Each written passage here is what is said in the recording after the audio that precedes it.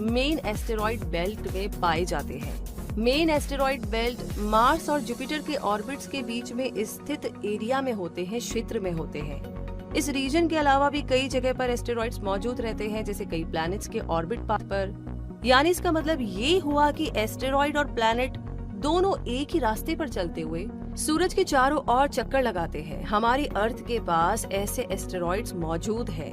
तो क्या सभी एस्टेरॉइड्स एक जैसे होते हैं? नहीं, सभी एस्टेरॉइड्स अलग अलग होते हैं क्योंकि ये सूरज से अलग अलग दूरी और लोकेशन पर बनते हैं।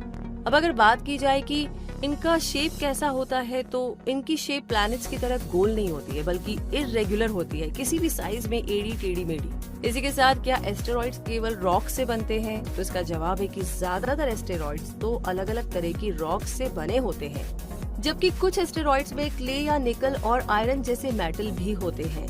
तो इतना कुछ जानने के बाद में अब सवाल अगर ये है कि क्या एस्टेरॉइड्स स्टडी से साइंटिस्ट को कोई स्पेशल इंफॉर्मेशन मिलती है, कुछ ऐसी बात पता चलती है जो काम की हो? तो एस्टेरॉइड से साइंटिस्ट को सन यानी कि सूरज और प्लैनेट्स की हिस्ट्री के बारे में काफी कुछ पता चलता है, क्योंकि एस्टेरॉइड्स की फॉर्मेशन भी उसी टाइम हुई है जब सोलर सिस्टम के बाकी ऑब्जेक्ट्स की फॉर्मेशन हुई है। इसीलिए काफी सारी जानकारियाँ मिलती है। इसी के साथ एस्टेरॉइड के बारे में तो काफी कुछ हमने जाना, अब जानते हैं कॉमेट्स के बारे में। कॉमेट्स क्या होते हैं? कॉमेट्स यानी धूमकेतु फ्रोजन गैसेस, रॉक और डस्ट से बने कॉस्मिक स्नोबॉल्स होते हैं। एस्टेरॉइड की तरह कॉमेट भी सूर्य की परिक्रमा करता है। कॉमेट को ही पुच्छल तारा भी कहा जाता है। जब कॉमेट फ्रोजन होते हैं तब इनका साइज एक स्मॉल टाउन जितना होता है, लेकिन जैसे जैसे कॉमेट सन के नजदीक जाता है वैसे वैसे गैसेस और डस्ट वेपोराइज होनी शुरू हो जाती है, और ये वेपोराइज्ड गैसेस और डस्ट कॉमेट की टेल बनती है। और हमें ऐसा लगता है कि अरे ये देखो उसकी पूंछ दिखाई दे रही है। तो आई एम श्योर कि पुच्छल तारे को क्यों पुच्छल तारा कहते हैं ये तो आपको समझ में आ गया।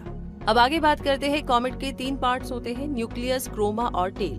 कॉमेट का सॉलिड कोर न्यूक्लियस कहलाता है। ये कॉमेट जब सन के बहुत क्लोज आ जाता है तब इसका न्यूक्लियस एक कोमा डेवलप करता है, जिसकी एक या ज्यादा टेल्स होती है। कोमा ऐसा डस्टी क्लाउड होता है जो न्यूक्लियस के चारों ओर बनता है, और टेल सूरज से अपोजिट डायरेक्शन में रहने वाला कॉमेट का एक्सटेंडेड पार्ट होता है। अब आगे अगर बात की जाए कि नॉन कॉमेट्स की संख्या कितनी है, क्या नंबर्स है, तो कॉमेट्स की संख्या बहुत ज्यादा होती है, जिनमें से अरबों कॉमेट्स तो सूर्य की परिक्रमा करते हैं, लेकिन अभी तक नॉन कॉमेट्स की संख्या लगभग 3618 है। तो अगला सवाल अगर जहन में ये है कि कॉमेट्स यानी पुच्छल तारे अपनी लाइट से चमकते हैं, तो इसका जवाब है कि कॉमेट की अपनी कोई लाइट नहीं होती है, और कॉमेट में जो आपको लाइट दिखाई देती है वो असल में सनलाइट का रिफ्लेक्शन होता है। तो ये जानने के बाद में सबसे इंटरेस्टिंग सवाल है कि क्या हम कॉमेट को देख सकते हैं? कई बार कुछ कॉमेट्स अर्थ के बहुत नजदीक आ जाते हैं और तब इन्हें देखना हमारे लिए पॉसिबल हो जाता है। कब और किस टाइम ये बताना मुश्किल है। एस्टेरॉइड्स और कॉमेट्स के बारे में जान लेने के बाद अब जानते हैं मीटिरॉइड्स, मीटियर्स और मीटिराइट के बारे में। मीटिरॉइड्स यानी कि उल्का पिंड के बारे में तो आपने कई बार सुना होगा। ये उल्का पिंड स्पेस रॉक्स होती है, यानी स्पेस में पाई जाने वाली चट्टानें। इनका साइज बहुत तरह का होता है। ये डस्ट ग्रेन जितनी स्मॉल भी होती है और छोटे एस्टेरॉइड की साइज में भी पाई जाती है।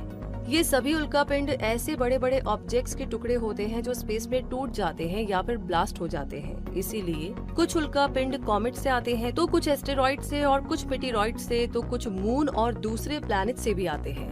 मीटिरॉइड्स रॉक्स तो होती ही है, लेकिन कुछ मीटिरॉइड्स मेटालिक भी होते हैं और कई रॉक और मेटल के कॉम्बिनेशन में भी पाए जाते हैं।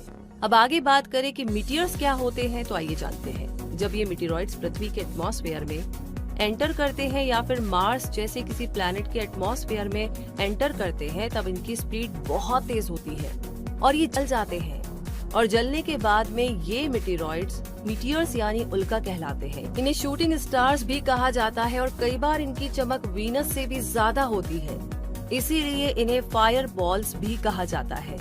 अब आगे बढ़ते हैं और बात करते हैं मीटिराइट क्या होता है।